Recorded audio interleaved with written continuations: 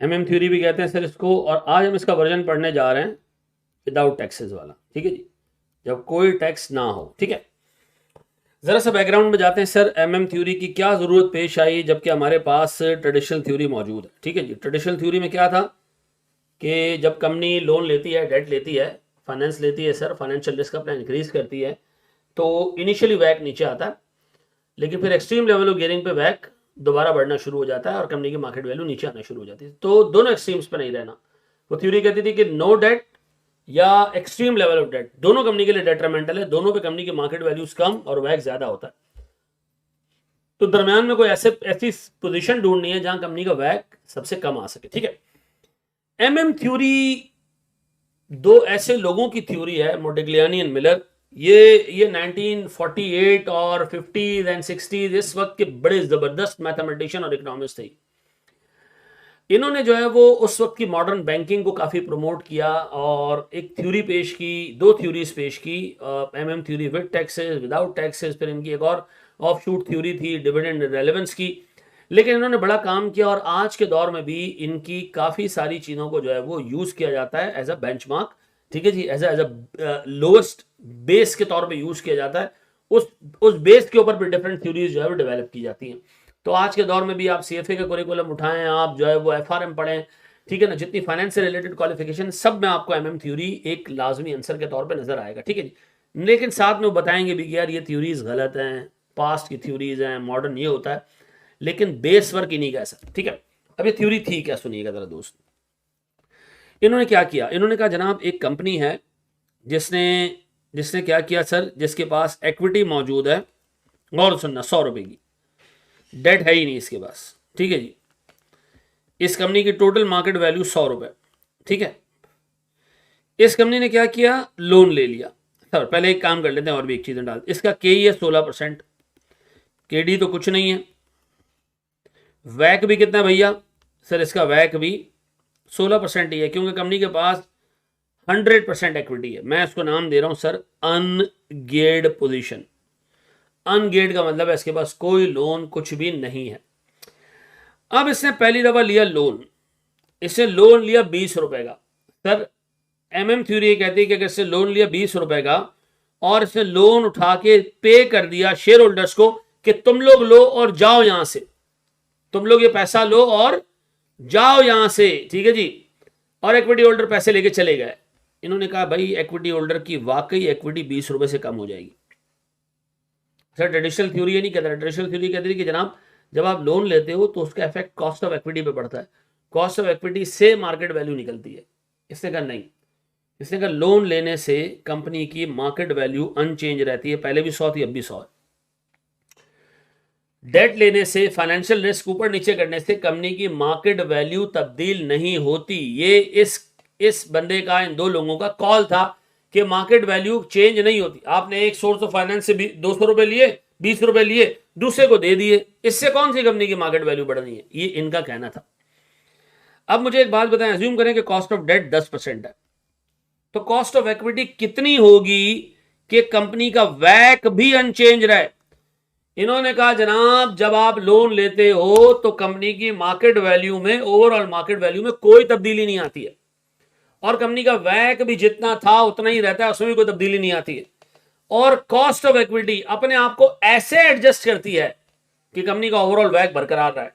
अब बताए cost of equity कितनी रही होगी सर हमारी, सर ये कैलकुलेट कर लेते हैं। कैसे, क्या मैं कह सकता हूं 80 रुपए की इक्विटी है, ठीक है जी, पता नहीं X% का हमारा कॉस्ट ऑफ इक्विटी है, प्लस 20 रुपए का डेट है, into 10% divided by 100 equals to 16%।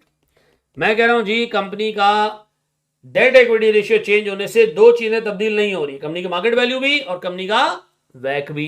तो मुझे बताओ कि सर कंपनी का अगर वैक कांस्टेंट है तो बताओ कॉस्ट ऑफ इक्विटी कितनी आ रही है, नहीं कितनी आ रही है सर, कितनी आ रही है, तरीके से देख के बताना, चवल नहीं मारना, ठीक है जी, कितनी आ रही है। मैं इसको सॉल्व भी कर देता हूं आप लांतियों के लिए, ठीक है जी। 80x प्लस 2 रुपए इक्वल्स टू 16 रुपए, ठीक है जी। अब मुझे जरा एक्स निकाल के दे दो अगर तुम लोगों को,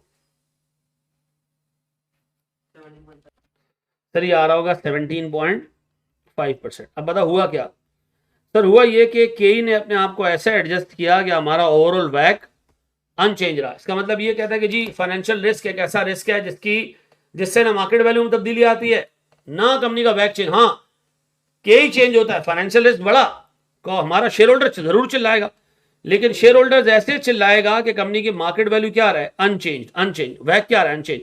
भाई केई बढ़ेगा। सीधी सी बात, आप एक शेयर होल्डर को कहेंगे भाई कंपनी ने लोन ले लिया है, तो वो क्या करेगा? रिस्पॉन्ड करेगा, ज्यादा रिटर्न मांगेगा। ये कह रहे हैं कंपनी का शेयर होल्डर एक जबरदस्त किस्म का लर्नेड इंसान है और वो उतना ही रिटर्न मांगेगा जितना उसका हक है, ताकि उसका वैक कांस्टेंट रहे। यानी सर वो करेगा ये चीपर सोर्स ऑफ डेट की वजह से, चीपर सोर्स ऑफ फाइनेंस जो डेट है उसकी वजह से जो बेनिफिट्स हैं रिड्यूस कॉस्ट ऑफ डेट का, वो एग्जैक्टली सेट ऑफ हो रहा है केई के बढ़ने से। केई अपने आप को ऐसे एडजस्ट करेगा कि हमारा वैक अनचेंज रहेगा। अच्छा जी, आए जरा सर इसको एक और तरीके से समझने की कोशिश करते हैं, ठीक है?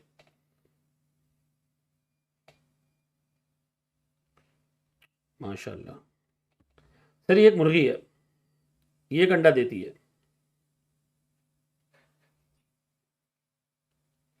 ये एक और मुर्गी है, ये भी एक अंडा देती है, ठीक है? दोनों एक अंडा देती है। मुझे बताया दोनों की मार्केट वैल्यू बराबर होनी चाहिए, दोनों की मार्केट वैल्यू सेम होनी चाहिए, है? लॉ ऑफ वन प्राइस क्या कहता है? एक दो एसेट्स आइडेंटिकल है, उनका रिटर्न एक जैसा है, तो दोनों की मार्केट वैल्यू क्या होनी चाहिए? सेम होनी चाहिए। यही थ्योरी एमएम वालों ने भी अडॉप्ट की है। एमएम थ्योरी कहता है भाई दो कंपनीज हैं, दो कंपनीज एक सेक्टर में ऑपरेट करने वाली दो कंपनीज, दोनों का बिजनेस सिर्फ सेम, दोनों का बिजनेस सिर्फ सेम, एक ही सेक्टर में ऑपरेट करती है सर। दोनों का पीबीआईटी, दोनों का पीबीआईटी सर 5,000 और 5,000, दोनों का पीबीआईटी सेम, दोनों का पीबीआईटी सेम, दोनों का पीबीआईटी सेम। एक कोई इंटरेस्ट नहीं देती, एक 1,000 रुपए का इंटरेस्ट पे करती है क्योंकि इसके पास लोन है। ये कितना आ रहा है जी? 5,000। ये कितना आ रहा है जी? 4,000। ऐसा गौर तो सुनना मेरे बच्चों। सर इस कंपनी का कॉस्ट ऑफ इक्विटी अज्यूम करें कि 16% है। कितना जी? 16%। इस कंपनी में कोई लोन नहीं है तो कोई केडी नहीं है। इस कंपनी का वैग भी कितना होगा? 16% होगा। इस कंपनी की मार्केट वैल्यू निकाल सकते हो, मार्केट वैल्यू ऑफ इक्विटी बड़ा आसान है सर। 5,000 रुपए के रिटर्न को 16% से डिस्काउंट कर दो, 16 से डिवाइड कर दो, अज्यूमिंग के ये डिविडेंड कयामत तक मिलता रहेगा। 5,000 डिवाइडेड बाय 16% कितना? यह आ गया इक्विटी की मार्केट वैल्यू।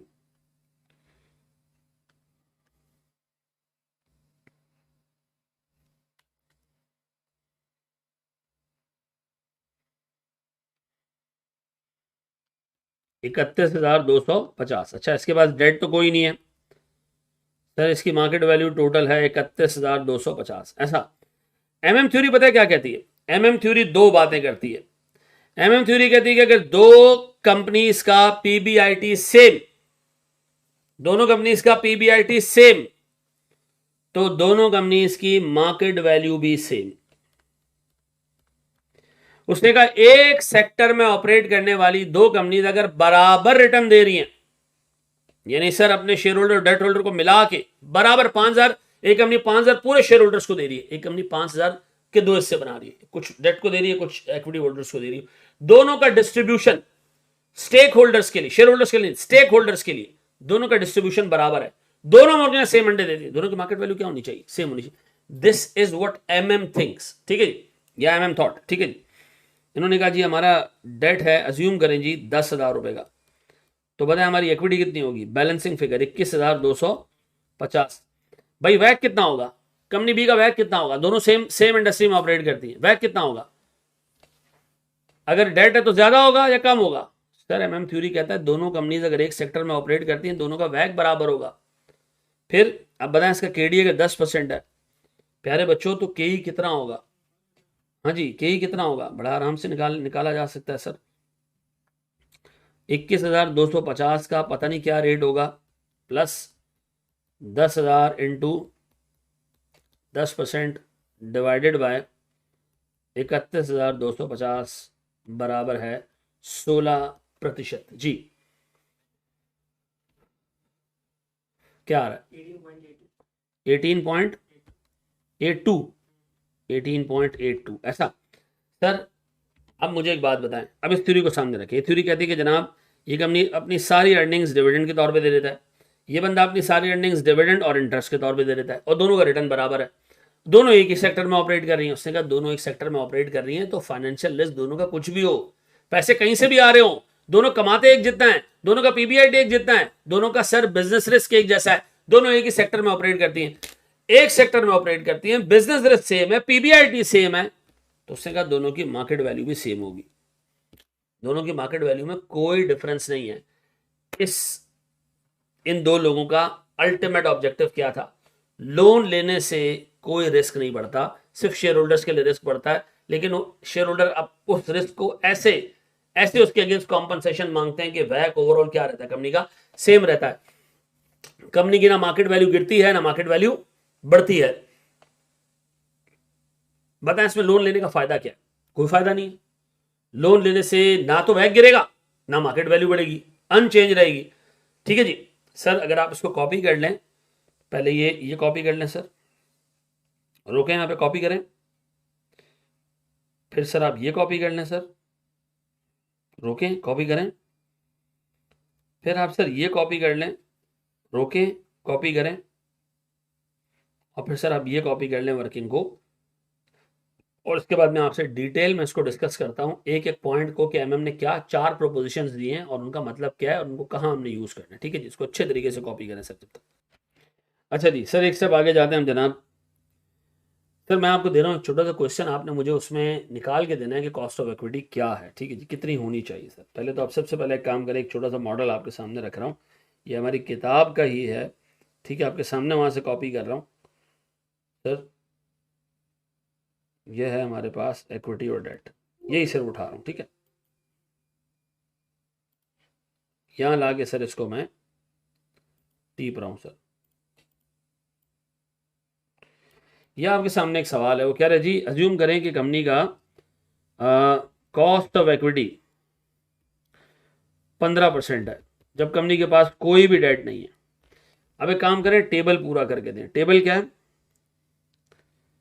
सर? टेबल है मेरे पास केसेस, केस 1, 2, 3, 4 और 5। केस 1 में हमारे पास इक्विटी कितना है, डेट कितना है, केई कितना है, केडी कितना है और वैक कितना है सर।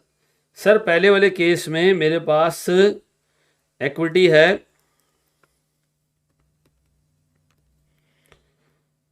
सर, इक्विटी है 100 रुपीज़ की, डेट कोई नहीं है, केई 15% है, तो बता वैक भी हमारा 15% होगा।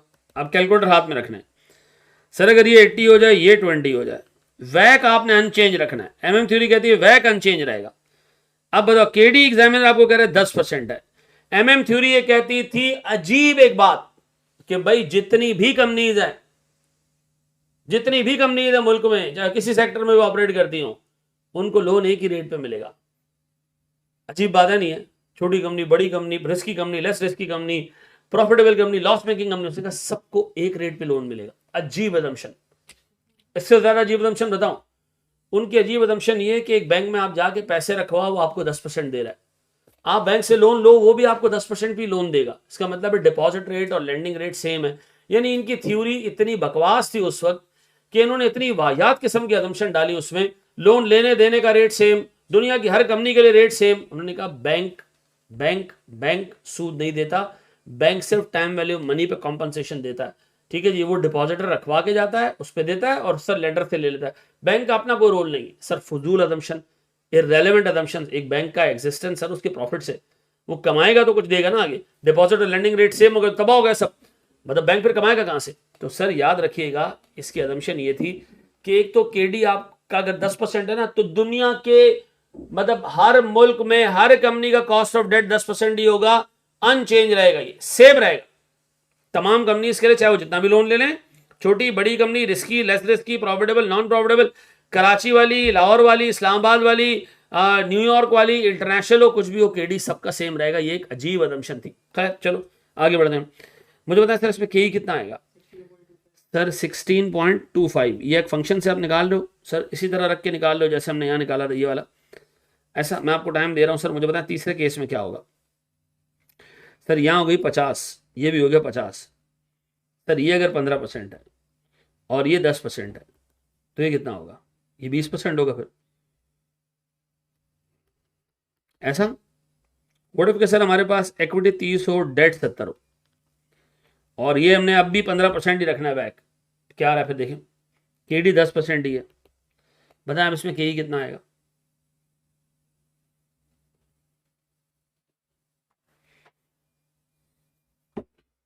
कॉस्ट ऑफ इक्विटी कितना आएगा सर इसके अंदर? सर ये कितना आ रहा है जनाब? 26%, 26.67 है, 26 है, यही है। 8/30, ठीक है जी। अब बताएं सर ये 20 हो जाए, ये 80 हो जाए, ये 10 ही रहे, सर ये 15 रहे। अब बताएं जी 7/20, 35%। ऐसा श्योर 35 आ रहा है, 7, ठीक है। अब बताएं सर आपने एक चीज़ ऑब्जर्व की कि कॉस्ट ऑफ इक्विटी अपने आप को ऐसे चेंज करती जा रही है कि हमारा ओवरऑल वैक क्या रहे, अनचेंज रहे, ठीक है जी। अच्छा जी, अब बताएं सर अगर मैं आपसे प्यारे भाई ये कहूं कि मुझे एमएम थ्योरी की प्रोपोजिशंस बताएं। प्रोपोजिशंस का मतलब है इन्होंने बोला क्या। तो पहली proposition, sir market value of company A जो कि अनगेयर्ड है equals to market value of company B जो कि गियर्ड कंपनी, बराबर होगी हमेशा इफ पीबीआईटी इज सेम। इस बंदे ने दूसरी बात यह की कि वैक of an ungeared company equals to वैक of a geared company if both operate in same industry, same sector। तीसरी चीज सर केडी यूनिवर्सली सेम, पूरी दुनिया में एक, अनचेंज। चौथा के इंक्रीजेज फॉर फर्दर गियरिंग,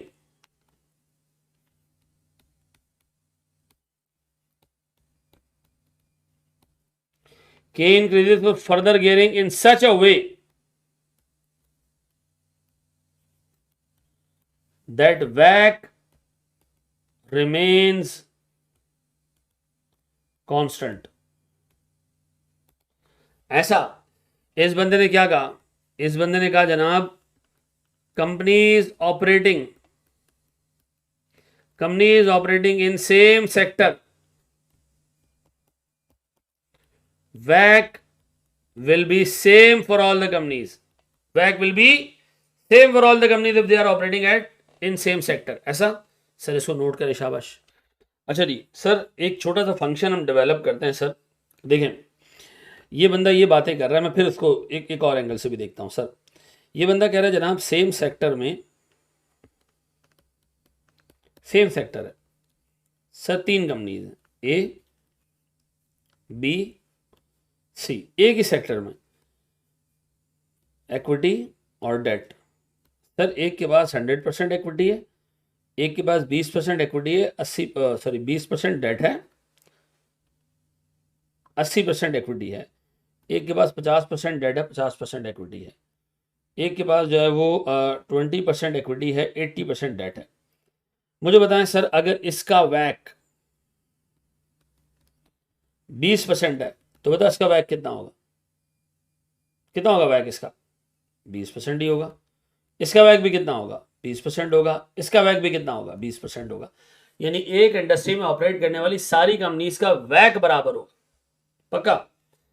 अच्छा हम ये जानते हैं कि पीबीआईटी ओवर वैक equals to market value. Sir अगर इन तमाम कंपनीज में सबका पीबीआईटी भी सेम सेम सेम और सेम है तो मुझे बताएं सबकी मार्केट वैल्यू भी क्या होगी? बराबर। सर आपका पीबीआईटी बराबर सारी कंपनीज का वैक वैसे ही सेम है तो मार्केट वैल्यू भी सबकी क्या हो जाएगी, बराबर हो जाएगी। इसका मतलब है सर मार्केट वैल्यू का एक ही मोटिवेटर है, जिसका पीबीआईटी ज्यादा उसकी मार्केट वैल्यू ज्यादा। एक इंडस्ट्री में ऑपरेट करने वाली सारी कंपनीज का वैक बराबर, तो only difference that creates a difference in market values would be PBIT. PBIT ज्यादा तो मार्केट वैल्यू ज्यादा, पीबीआईटी कम तो मार्केट वैल्यू कम। अब सर अगर मैं आपको एक सवाल दूं, आप मुझे उसमें कॉस्ट ऑफ इक्विटी निकाल के दे देंगे? हैं, निकाल के दे देंगे सर? मैं आपको एक सवाल देता हूं सर। अज्यूम करें सर एक कंपनी के पास इक्विटी 100% है, डेट नहीं है सर। इस कंपनी का केई जो है वो से 12% है, केडी कुछ नहीं है, वैक भी 12% है। सर इस कंपनी ने 20 रुपए का लोन लिया, मार्केट वैल्यू अनचेंज रही, सर वैक अनचेंज रहा, मुझे बता इसका केई क्या होगा सर? शाबाश, जल्दी से निकाल के दें मुझे। सर इसमें एक चीज़ इन्फॉर्मेशन मिसिंग है कि केडी 10% है। मुझे बताएं कंपनी का, इस नई कंपनी का कॉस्ट ऑफ इक्विटी कितना, यानी सर मेरे पास ये अनगेट पोजीशन थी कंपनी ए की, कंपनी ए ने लोन ले लिया, थोड़ा सा गेयर हो गया है, तो बताएं इसका नया केई कितना होगा? अच्छा नहीं सर, इसमें अगर आप कैलकुलेट करने जाओगे ना तो आपको गौर से देखना सर। अब आपने कहा जी मेरे पास 80 रुपए का पैसा, 80 रुपए पड़े हुए हैं और मैंने इस पे कमाना है X%। मेरे पास 20 रुपए पड़े हुए हैं, मैंने इस पे कमाना है 10%, और मैंने 100 रुपए पे इफेक्टिवली 12% ही मेरा जो है वैक होना चाहिए। तो इसमें अगर आप एक्स को कैलकुलेट करने जाओगे तो ये निकलेगा कितना पता है? ये निकलेगा 12.5%। चेक करो, यही है, चेक करो तो यही है। 12.5% को 80 से मल्टीप्लाई करो, कितना आ रहा है? यही आ रहा है, कंफर्म? चलें जी, वेरी गुड सर। अब सुनिएगा, आप एक छोटी चीज सुनिए, एक छोटी चीज सुनिए, यहां देखिए सर। जब मैं अनगेट था मेरा केई कितना था, वैक कितना था? 12%। जब मैं गेयर पे भी आ गया तो भाई केई कितना है, सॉरी वैक कितना मेरा? 12%। केई मेरा कितना हो गया? 12.5%। अब सुनो सुनो सुनो सुनो, अगर मैं आपसे पूछूं, प्यारे भाई गौर से सुनना, गौर सुनना, अगर मैं आपसे कहूं, मैं पूछूं आपसे कि क्या वैक ऑफ अ गेयर्ड कंपनी बराबर है वैक of an ungeared company if they both operate in same industry? Yes sir, if they both operate in same industry, if two companies operate in same sector, sir इनका वैक बराबर होगा, चाहे वो geared हो चाहे अनगेयर्ड हो। अब बोर्ड पे देखिएगा अच्छे तरीके से। क्या मैं कह सकता हूं अनगेयर्ड कंपनी में वैक तो सिर्फ के ई के बराबर होता है, के यू रख दिया मैंने अनगेयर्ड कंपनी का वैक। गेयर्ड कंपनी का वैक, हाँ ये एक लंबा चौड़ा सर, के E into ji into E plus K D into D divided by E plus D. ये फंक्शन है। मुझे बताओ क्या मैं कह सकता हूं अनगेयर्ड कंपनी का के बराबर है गेयर्ड कंपनी के वैक से, और गेयर्ड कंपनी का वैक इस तरह लिख दिया मैंने, पक्का? अब एक काम करते हैं सर, इसको रीअरेंज करते हैं सर ज़रा सा। ये जो ई प्लस डी है यहाँ डिवाइड हो रहा है, वहाँ जाके मल्टीप्लाई हो जाएगा, तो ये हो जाएगा सर मेरे पास K E U into E plus D equals to K E G E plus K D into D. ऐसा। अब अगर मैं इस ब्रैकेट को खोल दूं तो के यू जो बाहर बैठा हुआ है ये ई से भी मल्टीप्लाई हो जाएगा, और के ई यू जो बाहर बैठा हुआ है वो डी से भी मल्टीप्लाई हो जाएगा, के E G E plus K D into D. ऐसा। अब एक काम करता हूं मैं के ई जी को यहीं छोड़ के बाकी सारी चीज़ों को दूसरी तरफ ले जाता हूं, तो मेरे पास के ई जी ई बराबर है के ई यू ई ये वाला प्लस के ई यू डी ये वाला, और सर ये दूसरी तरफ जाएगा तो माइनस में आ जाएगा के डी इंटू डी, पक्का? अब एक बात बताएं सर, अगर मैं इसको फर्दर देखूं तो मेरे पास यहां पर डी कॉमन आ रहा है, क्या मैं कह सकता हूं K E G E equals to K E U E plus debt common निकाल लिया मैंने, K E U minus K D. ऐसा। अब बताएं जनाब, मैं काम कर रहा हूं, मैंने यहां से ई को हटाना है, इधर से ई को हटाना है, तो मैं काम करता हूं सर दोनों तरफ ई डाल देता हूं sir, divided by this divided by this divide by और दिस डिवाइड बाई, क्योंकि प्लस है तो दोनों अलग अलग रखना है सर, ठीक है जी।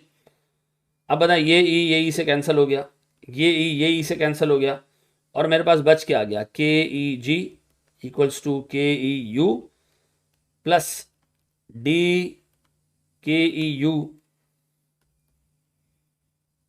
Minus K D divided by E.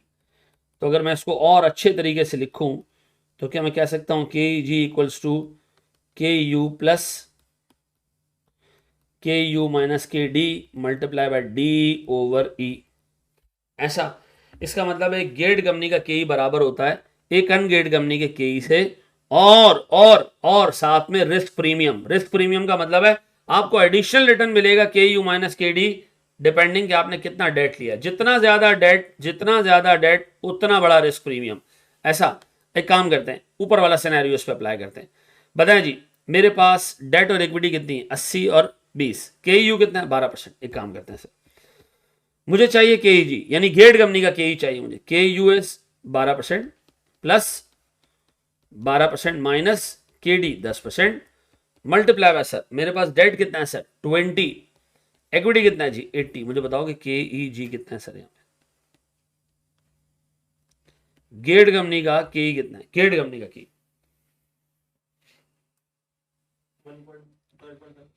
12.5%। ऐसा, और चाहे देखें आप चेक करें यही आ रहा है आपके पास ऊपर गेट कंपनी का की 12.5 ही आ रहा है। Yes sir. तो सर हमने एक फंक्शन दिमाग में बिठा लिया, ये पूरा फंक्शन अगर आप उसकी डेरिवेशन देख लें तो हमें एक फंक्शन जहन में बैठ गया जो आइंदा के बाद हमने यूज़ करना है। वो फंक्शन है क्या सर, वो फंक्शन है K E G equals to K E U plus K U minus K D into D over E. Sir ये पीले रंग में जो हाईलाइट हुआ है जिसको कॉल्ड रिस्क प्रीमियम, जितना ज़्यादा लोन लोगे ये डी जितना ज़्यादा होगा ये रिस्क प्रीमियम उतना ज़्यादा होगा। ठीक है जी, पक्का जी। सर इसको अच्छे तरीके से नोट कर लें ताकि हम एक स्टेप और आगे बढ़ें। चलें जी सर, एक सवाल हम देखते हैं सर छोटा सा। ये क्वेश्चन है हमारी किताब का क्वेश्चन नंबर 4, ठीक है, इस चैप्टर का कैपिटल स्ट्रक्चर थ्योरीज का क्वेश्चन नंबर 4। ठीक है, following data relates to Dreams Unlimited Limited. ठीक है जी, इसमें सर एक कंपनी है जिसका डेट इक्विटी रेशियो ये है कि 100% इक्विटी फाइनेंस्ड है, इक्विटी की मार्केट वैल्यू 2 लाख है। सर कंपनी की कॉस्ट ऑफ इक्विटी 20% है, कॉस्ट ऑफ डेट 10% है। The company is considering to introduce some debt to buy the equity. उसके कुछ डेट लेकर आते हैं जिससे हम इक्विटी को क्या करेंगे, बाय बैक कर लेंगे फिर। और सर हम डेट इक्विटी रेशियो रखना चाहते हैं 50-50। कंपनी 100% पे आउट पॉलिसी को फॉलो करती है। अब सवाल को सामने रखें, 2 मिनट लें, इसको खुद सॉल्व करें। ठीक है जी, वीडियो यहाँ पॉज करें। चले जी आए जरा खुद इसको देखते हैं जनाब। आपने I hope 3-4 minute video pause की होगी, जो कि मुझे नहीं लगता। अब बताएं सर, अनगेट पोजीशन पे हैं हम, गेट पोजीशन पे जा रहे हैं। ठीक है, मुझे सबसे पहले एक बात बताओ, हमारा पीबीआईटी कितना है। सर पीबीआईटी तो नहीं पता, लेकिन प्रॉफिट जरूर पता है, क्योंकि ये कंपनी 100% पे आउट करती है, 100%। इस कंपनी का के ई सवाल में दिया हुआ है, इस कंपनी का कॉस्ट ऑफ इक्विटी सवाल में दिया हुआ है, विच इज 20%। ऐसा करंट के ई इज 20%, तो यही इसका वैक भी होगा क्योंकि केडी तो कुछ नहीं है। सर इसकी मार्केट वैल्यू ऑफ इक्विटी दी हुई है सवाल में, वो कितनी है प्यारे भाई, वो है 2 लाख। सर डेट कुछ नहीं है इसमें। सर इसके अंदर टोटल मार्केट वैल्यू है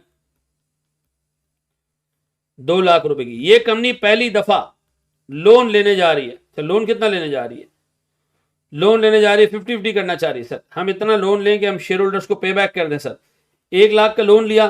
खुद मुझे एक बात बताओ, एमएम थ्योरी क्या कहती है कि जैसे ही आप 1 लाख का लोन लोगे सर हमारे पास इक्विटी वालों को 1 लाख रुपए देने के बाद 1 लाख रुपए की मार्केट वैल्यू बच जाएगी। Market value would remain unchanged, गैर तगय्युर, क्या कहते हैं उसको उर्दू में पता नहीं।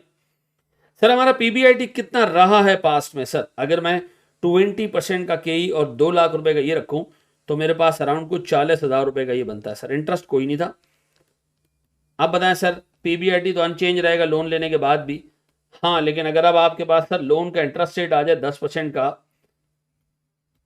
तो अब बताएं सर मेरे पास 10,000 रुपए तो कट गए ना सूद में, बाकी कितने रह गया 30,000। ये कह रहा है कंपनी का वैक अनचेंज रहेगा। अगर वैक अनचेंज रहेगा प्यारे भाई तो केई कितना आएगा, केई कितना आएगा। देखें अगर ये ट्रेडिशनल थ्योरी का सवाल होता वो आपको बताता कि जी लोन लेने से केई इतना बढ़ गया। अब यहां नहीं बता रहा, यहां आपको खुद निकालना है कि केई कितना है। तो सर अगर मैं निकालने जाऊं केई को तो दो तरीके से निकाला जा सकता है। एक तो हम अपने तरीके से निकाल सकते हैं देसी तरीके से कि 1 लाख रुपए की इक्विटी है, ठीक है जी, उस पर X% हमें मिलेगा, ठीक है जी, और हमारे पास सर 1 लाख रुपए का डेट है, उस पर हमें 10% का सूद मिलेगा, ये हो गया 2 लाख। और सर कंपनी का वैक अनचेंज रहेगा जो कि पहले भी था 20%। तो मुझे बताओ कि सर इसमें X% कितना आ रहा है, X% कितना चेक करो जरा सर। 30%। ओके सर जी, वेरी गुड सर। अब बताएं सर हमारे पास केई 30% आ रहा है, ठीक है जी। अगर केई 30% है तो सर इसका मतलब है मैं ओवरऑल वैक को 20% रख पाऊंगा। इसका मतलब है सर MM थ्योरी कहती है कि शेयर होल्डर्स ऐसा रिटर्न मांगेंगे कि आपका ओवरऑल वैक और मार्केट वैल्यू अनचेंज रहे, ठीक है। अब बताएं सर इसको हम उस फंक्शन से भी निकाल सकते हैं कि के ऑफ अ गेड company if you want to calculate, ठीक है जी, के ऑफ अ गेड कंपनी अगर आप कैलकुलेट करना चाहते हैं तो आप लेंगे के ऑफ एन अनगेड कंपनी प्लस के of N अनगेड company minus K D into D over ई। ये फंक्शन आपको याद इसलिए नहीं करना कि आप ओपन बुक लेके जाओगे, किताब लेके जाओगे पेपर में, ठीक है जी, वहां लिखा हुआ होगा। गेट कंपनी का के मालूम करना है भाई। अनगेट कंपनी का के कितना जी 20%। अनगेट कंपनी का के कितना जी 20% माइनस 10% मल्टीप्लाई है। डेट कितना लिया सर इस कंपनी ने 1 लाख का, इक्विटी भी कितनी 1 लाख की। सर पोस्ट डेट हमारे पास डेट इक्विटी रेशियो आ रहा है। अच्छा ये डेट इक्विटी रेशियो लोन लेने के बाद का होगा, ठीक है। अब बताएं के जी कितना है सर हमारा 30%, ऐसा है। ये समझ आ रहा है मेरे बच्चों। सर अब इस फंक्शन को यूज करके क्या मैं हमेशा के जी निकाल सकता हूं। अगर मैं आपको कहूं इस बंदे ने भाई लोन लेना है मजीद 50,000 का, मजीद लोन लेके इक्विटी वापस करनी है, इक्विटी 50,000 कर दो, डेट 1.5 लाख कर दो, तो भी के निकाल के दे दोगे। हाँ सर। अब हमें पता चल गया कि MM थ्योरी में विदाउट टैक्सेस के अंदर के को प्रोग्राम किया जा सकता है। यानी अगर आप डेट बढ़ाना चाहो बढ़ाओ, मैं आपको बता पाऊंगा कि शेयर होल्डर कितना रिटर्न मांगेगा। याद रखिएगा, फिर इस थ्योरी के कंटेंट्स पढ़ें। ये थ्योरी कहती है कि डेट लेने से, फाइनेंशियल रिस्क बढ़ने से वैक तब्दील नहीं होगा, यही तब्दील होगा, वैक तब्दील नहीं होगा। ये थ्योरी कहती है कि लोन लेने से कंपनी के मार्केट वैल्यू में कोई चेंज नहीं आएगा, क्योंकि कहता है जनाब लोन लेने से कंपनी के बिजनेस में पैसा नहीं डाल रहे हैं, ये पैसा हम दे रहे हैं इक्विटी होल्डर्स को, वो चले जा रहे हैं। कंपनी के बिजनेस में जितना पैसा लगा है भी उतना ही पैसा लगा हुआ है। और सर इससे हो क्या रहा है कि कंपनी का ओवरऑल चूंकि प्रॉफिट सेम है, डिस्ट्रीब्यूशन सेम है, तो कहता है जी लॉ ऑफ वन प्राइस के हिसाब से दो कंपनीज के मार्केट वैल्यू भी सेम होनी चाहिए, जो सेम अमाउंट डिस्ट्रीब्यूट करती हो शेयर होल्डर और डेट होल्डर को, लेकिन उनके डेट इक्विटी रेशियो में डिफरेंस भी हो। तो MM थ्योरी कहती है कि उनकी मार्केट वैल्यू सेम होनी चाहिए। ऐसा है सर। ये सवाल करने के बाद अगर मैं आपको एक और सवाल दूं, कर लोगे पक्का? बड़े एक स्टेप आगे चले मेरे बच्चों। ये एक और सवाल आपके सामने, ये भी हमारे किताब का क्वेश्चन नंबर 5 है, ठीक है जी। इसका ज़रा प्रिंट साफ कर लेते हैं यार, ठीक है। अगली दफ़ा जो हम इस किताब से सवाल अपलोड करेंगे तो ये पीछे का बैकग्राउंड हटा देंगे ताकि आपको देखने में आसानी रहे। सर ये कह रहे जनाब हमारी एक कंपनी है सर जिसका डेट इक्विटी रेशियो ऑलरेडी 40-60 अनगेड नहीं है, ऑलरेडी गेड है ये, ठीक है। फिर सर ये लोन लेना चाह रही है मजीद, इसका सर वैक 15% है इतना लोन लेने के बाद, केडी 10% है, मार्केट वैल्यू 4 मिलियन है। मैनेजमेंट ये सोच रही है कि जो 4 मिलियन में डेट और इक्विटी आ रहा है उसको चेंज करके हम 30-70 के रेशियो में ले जाएं, ठीक है। यानी हम सर 40 से डेट को कम करके 30 पे ला रहे हैं, तो इससे हमारा वैक कम होगा या ज्यादा होगा? सर वैक बराबर रहेगा। इन्ना लिल्लाहि व इन्ना इलैहि राजिऊन। यार अभी पूरी थ्योरी पढ़ ली है कि सारी कंपनीज एक सेक्टर में जो ऑपरेट करती है सब कंपनीज का वैक बराबर होगा। तो आप जितना लोन ले लो वापस कर दो, डजंट मैटर, आपका वैक क्या रहेगा, अनचेंज रहेगा। आपकी मार्केट वैल्यू क्या रहेगी, अनचेंज रहेगी। सिर्फ एक चीज चेंज होती है, एक चीज, वो क्या है, वो कॉस्ट ऑफ इक्विटी है। सर आपने क्या करना है, मार्केट वैल्यू कंपनी की दोबारा निकालनी है, कंपनी का जो है वो कंपोनेंट्स ऑफ कैपिटल निकालना है। लेकिन याद रखिएगा हमें सबसे इंपॉर्टेंट चीज के ही कैलकुलेट करना है। मैं सर 2-3 मिनट के लिए वीडियो रोक रहा हूं, आप इसको खुद करें, खुद सॉल्व करें, फिर मुझे बताएं नया के ही कितना है सर। अच्छा जी सर, आई होप आप लोगों ने कर लिया होगा। आए जरा देखते हैं सर इसको। देखें 2 तरीकों से इसको सॉल्व कर सकते हैं। एक लंबा तरीका है जो अभी तक हम अडॉप्ट करते हुए आ रहे हैं, आसानी से भी कर सकते हो, लेकिन मैं पहले लंबा तरीका ऑप्ट करता हूँ सर, जिससे आपने सारी चीज़ें भी देखी हैं। देखिए मुझे नहीं पता इस कंपनी का पीबीआईटी क्या रहा है, ठीक है, ये अनगेयर्ड है करेंटली, ठीक है। इंटरेस्ट का क्या हिसाब है इसके, सर इसका गेयर्ड है, सॉरी अनगेयर्ड भी नहीं, गेयर्ड है, करंटली गेयर्ड है ये, ठीक है, और गियरिंग चेंज होने जा रही है इसकी, ठीक है। सर मुझे इसका केडी वैक, सर इसकी इक्विटी की मार्केट वैल्यू, सर इसकी डेट की मार्केट वैल्यू और इसकी टोटल मार्केट वैल्यू। सर इसकी टोटल मार्केट वैल्यू हमें पता है, सवाल में गिवन है 4 मिलियन रुपए, और सर इसका वैक हमें पता है 15% है, केडी इसका 10% है, ठीक है जी। और सर मेरे पास डेट इक्विटी रेशियो 60-40 है। तो सर अगर मेरे पास 40-60 है, तो सर मेरे पास 40% डेट होगा 1,60,000 या 1.6 मिलियन, और मेरे पास सर 2.4 मिलियन की इक्विटी होगी बीइंग 60% ऑफ 4 मिलियन, ठीक है। अब मैं वर्क बैक कर सकता हूं सर, ऊपर जा सकता हूं। सर मेरे पास वैक 4 मिलियन का 15%, ये कंपनी का पीबीआईटी होगा। 4 मिलियन का 15% खालिबन 6 लाख रुपए होता है, ठीक है जी। Sir 10% of 1,60,000 would be, sorry 1.6 million would be 1,60,000। Sir मेरे पास कोई 4,40,000 रुपए का प्रॉफिट बचता है, और सर मेरे पास 24 लाख रुपए की मार्केट वैल्यू बचती है। तो सर अगर मैं 4,40,000 को डिवाइड कर दूं 24 लाख से, तो सर मेरे पास कॉस्ट ऑफ इक्विटी आ जाएगा जो कि कितना, 18.33%, ऐसा। सर इसको जरा मैं चेक भी कर लेता हूं सर।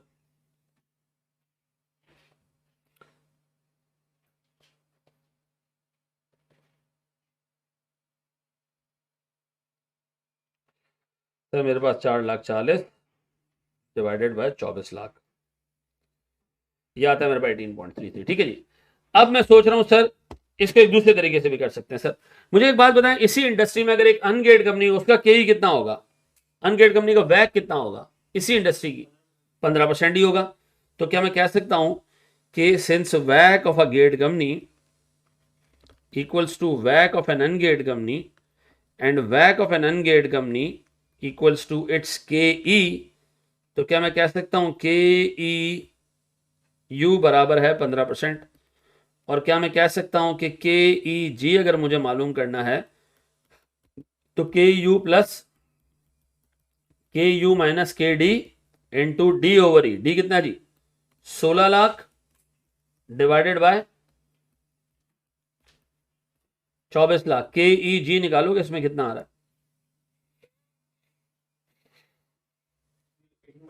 18.33, ठीक है जी। आप इस फंक्शन से भी जा सकते हैं सर सीधा सीधा।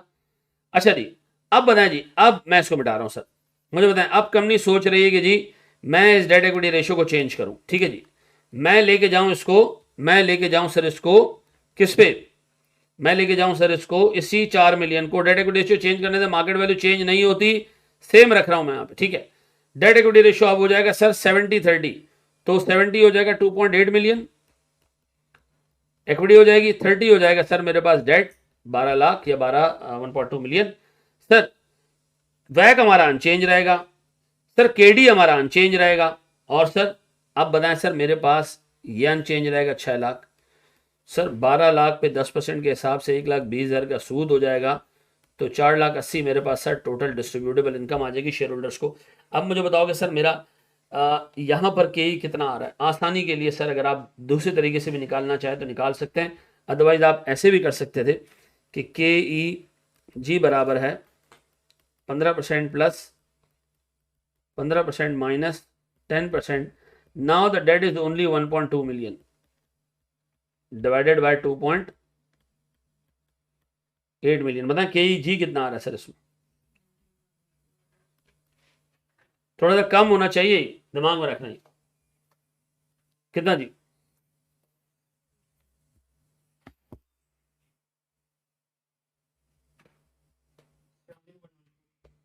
सर मेरे पास ये आ रहा है 12 divided by 28 multiply by 0.05 plus 0.15। Sir मेरे पास आ रहा है 17.1428। ऐसे भी ला सकते थे तुम, और दूसरा ये भी कर सकते थे कि तुम्हारे पास 4,80,000 को तुम डिवाइड कर देते 2.8 मिलियन से, तब भी यही आ जाता। चेक करो,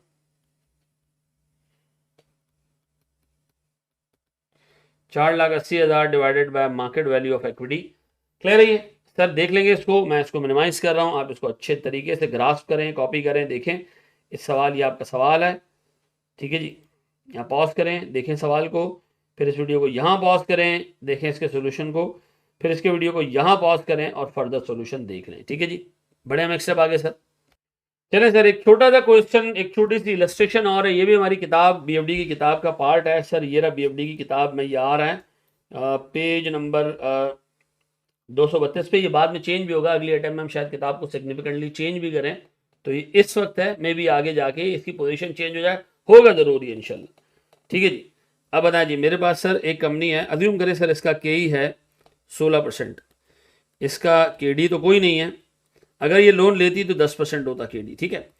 वैक इसका आ रहा है सर 16%, मुझे दोनों कंपनीज का ना वैक और केडी निकाल के दे, शाबाश, वैक निकाल के दे और केडी निकाल के दे। वैक मैं निकाल दूं, क्या होगा बताओ, वैक बी और सी का, एक इंडस्ट्री में ऑपरेट करेंगे सर, सेम होगा वैक। अब केडी अनचेंज होगा, फिर सर मुझे बताएं सर मेरा केई कितना होगा, कॉस्ट ऑफ इक्विटी। शाबाश जी, कैसे निकालेंगे हम सर? बड़ा आसान है sir. Sir since we know that K E G equals to K E U plus K U K ungeared company का के,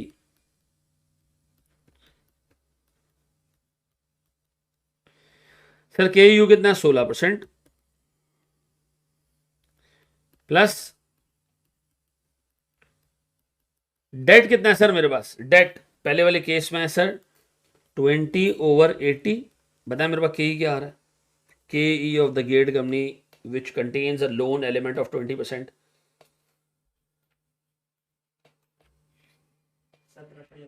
17.5 ऐसा। फिर जी एक और की 16% मल्टीप्लाई बाय 40 ओवर इक्विटी 40 है और लोन 60 है, क्या आ रहा है बेटा ये 25। सर अब देखिए, ये के ही इंश्योर करेंगे कि कंपनी का वैक क्या रहे, अनचेंज रहे, सेम रहे, ऐसा। सर एक और क्वेश्चन मैं आपको दूं करने के लिए, सर इसको कॉपी कर लें सर, शाबाश, एक स्टेप और आगे बढ़ते हैं। अच्छा जी सर, एक स्टेप आगे जाते हैं जनाब। अब हम ज़रा इस थ्योरी को कंक्लूड करने के लिए जा रहे हैं सर, तो तीन छोटी छोटी चीज़ें हमने डिस्कस करनी है सर। मुझे एक बात बताएं, मेरे सामने दो कंपनी हैं, कंपनी ए कंपनी बी, दोनों एक सेक्टर में ऑपरेट करती हैं, दोनों एक सेक्टर में ऑपरेट करती हैं सर। एक के पास इक्विटी और डेट, सर एक के पास इक्विटी है, डेट नहीं है, एक के पास इक्विटी और डेट दोनों है। मुझे बताएं दोनों का वैक क्या होगा? अगर एक का 16% है तो दूसरे का भी 16% होगा, सेम इंडस्ट्री, ठीक है जी। सर एक का केडी अगर 10% है तो दूसरे का केडी भी 10% होगा, ऐसा। एक का केई अगर से 16% है, इसमें तो केडी होगा ही नहीं, खैर ना, जीरो होगा। लेकिन अगर ये 16% के, ये 16% नहीं होगा, 16% से ज्यादा होगा, ज्यादा होगा, क्योंकि रिस्क ले रहे हो। अगर सर दोनों कंपनीज का पीबीआईटी भी सेम हो, से 5,000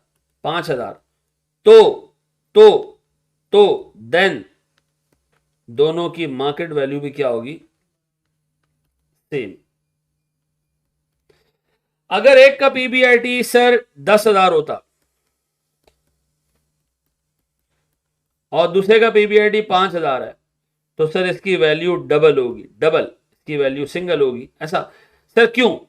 क्योंकि एक इंडस्ट्री में ऑपरेट करने वाली सारी कंपनीज का वैक बराबर, मार्केट वैल्यू बराबर जब आएगा जब दोनों कंपनीज का पीबीआईटी भी क्या हो, सेम हो। पीबीआईटी को अगर मैं वैक से डिवाइड करूं तो मेरे पास इंटायर फर्म की मार्केट वैल्यू आ जाएगी, इट वुड रिमेन सेम अगर दो कंपनीज का पीबीआईटी भी बराबर and they operate in same industry. ठीक है जी। अब मैं आपको दे रहा हूं सर एक क्वेश्चन, इसको अच्छे तरीके से देखिएगा, it's a very very good question. ये अगर किसी ने कॉपी करना हो तो सर अपने सामने रख लीजिएगा। सर मैं रोक रहा हूँ, वीडियो को देख लें, पॉज कर रहा हूँ मैं सर 10 सेकंड के लिए। देख लिया, ये भी देख लीजिए। चलिए आए जरा सर इस सवाल को सॉल्व करें मेरे साथ।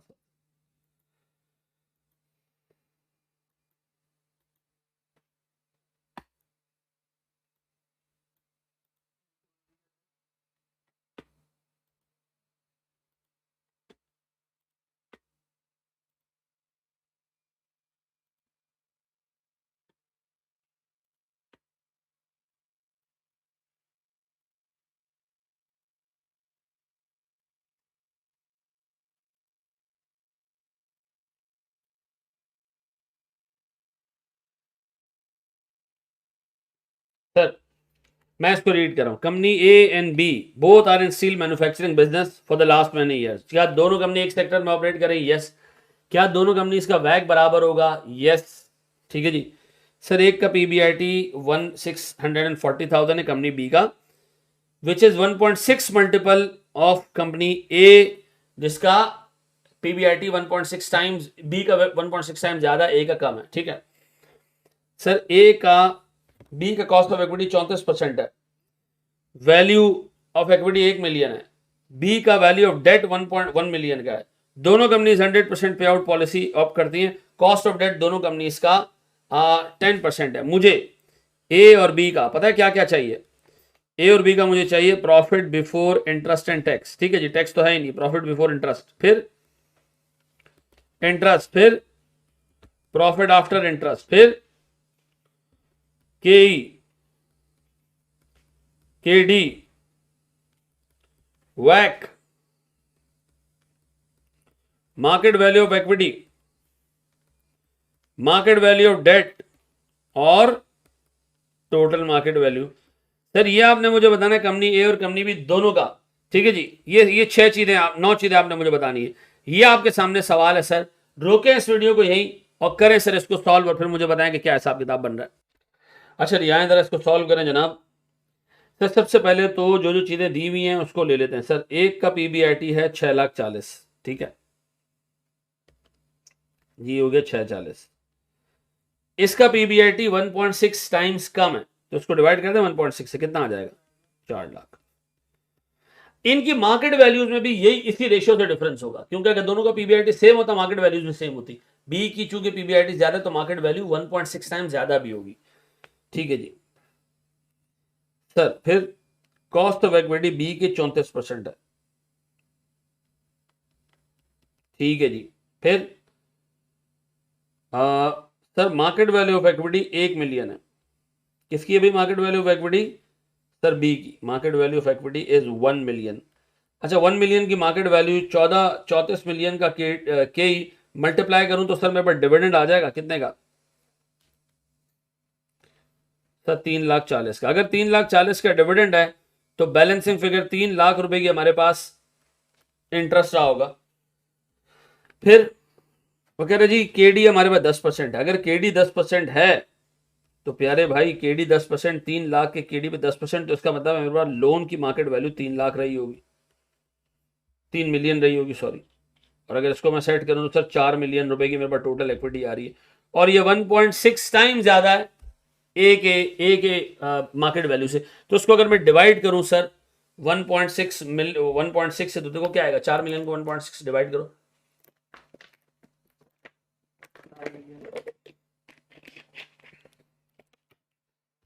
2.5 मिलियन। इसकी टोटल मार्केट वैल्यू 2.5 मिलियन रुपए आ गई। ठीक है जी। अब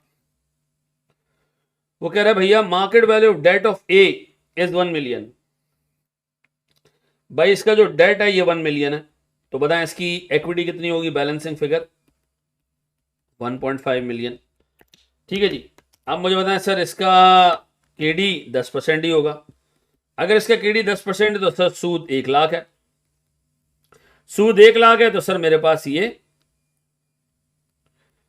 3 लाख है। ये अगर 3 लाख है और सर मेरे पास मार्केट वैल्यू 15 लाख है, तो देखिए सर मेरे पास के ही कितना बन रहा है sir? 3 lakh divided bye 15 lakh. कितना? 20%। अब सर हमने दोनों का वैक निकालना है सर। वैक कैसे आएगा sir? PBIT over market value of the entire firm. कितना सर पीबीआईटी? ए का ले लेते हैं 4 lakh divided by 25 lakh. B से भी आप कैलकुलेट कर सकते थे। बी का क्या था? बी का पीबीआईटी था 6 लाख डिवाइडेड बाय 4 मिलियन। 6,40,000 ना डिवाइडेड बाय 4 मिलियन। कितना आ रहा है देखें जरा। दोनों का वैक बिल तरतीब 16 और 16%। ऐसा? अच्छा मुझे बताओ, अगर इसी उसमें मुल्क में एक अनगेड कंपनी होती तो उसका के कितना होता? के यू भी 16% होता, प्लस 16% माइनस 10% मल्टीप्लाई बाय, एक कंपनी का डेट इक्विटी है 10/15 डेट टू इक्विटी। बताएं क्या आ रहा है सर इसका के जी और इसका के जी? 16% plus 16 minus 10 multiply by sir 1 million divided bye 4 million. बताएं क्या आ रहा है सर? ये 20 आ रहा है।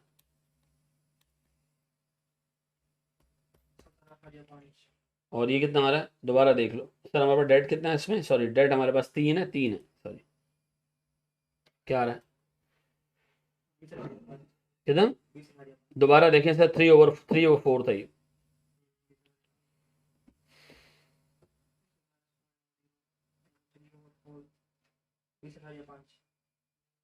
देख लें सर इसको। सॉरी सर, ये इक्विटी में 1 है, ठीक है, 3/1 है। क्या आ रहा है अभी?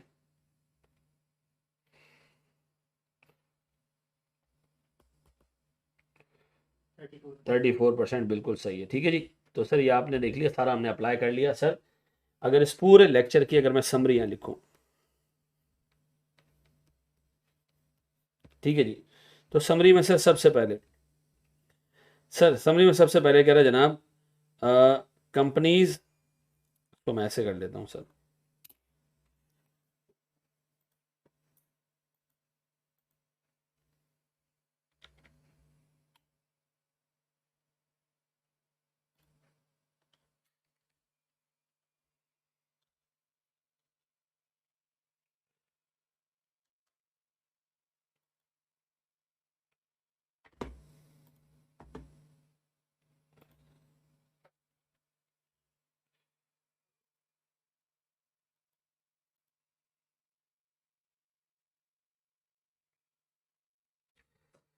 सर अगर मैं समराइज करूं पूरे टॉपिक को, तो सर इसमें मेरे पास सबसे पहली जो बात थी वो ये थी कि companies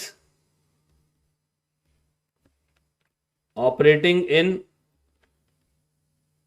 same sector will have same weighted average cost of capital irrespective of their debt equity ratio, यानी कि फाइनेंशियल रिस्क, ठीक है।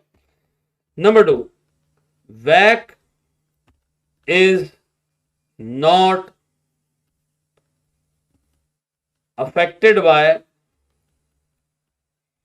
फाइनेंशियल रिस्क, ठीक है जी। वही ऊपर वाली बात हमने एक और एंगल में लिख दी। फिर if PBIT of 2 companies operating in same